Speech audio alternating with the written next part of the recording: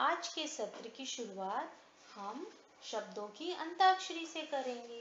मतलब मैं आपको एक शब्द बताऊंगी और शब्द के आखिरी वर्ण से आपको एक दूसरा शब्द बताना है ना मजेदार खेल? तो चलिए खेलते हैं। मैं आपको सबसे पहले शब्द देती हूँ सूरत। सूरत में सबसे आखिरी शब्द है, आखिरी वर्ण है त। अब त से आप कोई शब्द बना के बताइए।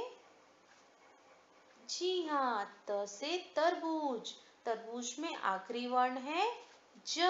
ज से जी हाँ, जुलाई। जुलाई में आखिरी वर्ण है ई। ई से कोई शब्द? ईद। ईद में आखिरी वर्ण है द। और द से कोई शब्द? जी हाँ, दरवाजा। मजा आया ना इस खेल में? चलिए सत्र को आगे बढ़ाते हैं। पिछले सत्र में हमने पढ़ा था कि वर्णों को मिलाकर शब्द बनाए जाते हैं और आपको तो पता ही है कि प्रत्येक शब्द का कोई ना कोई अर्थ जरूर होता है और इस तरह शब्दों को मिलाकर वाक्य बनाए जाते हैं।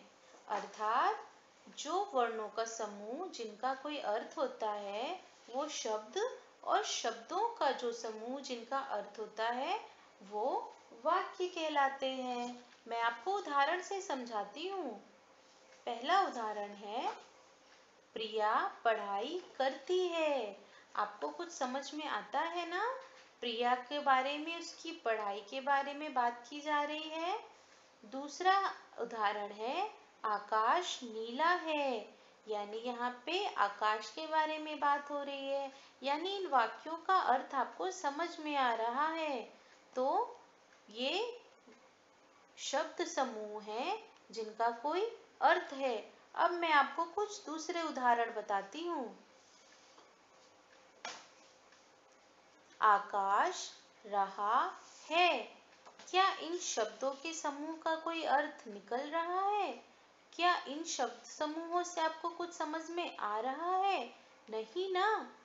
आगे देखते हैं। श्याम पढ़ाई है, क्या इन शब्द समूहों से कुछ समझ में आ रहा है? नहीं। इसका मतलब वह शब्द समूह जिनका कोई अर्थ हो वो ही वाक्य कहलाते हैं। ऐसे शब्द समूह जिनका कोई अर्थ ना हो वो वाक्य नहीं कहलाते।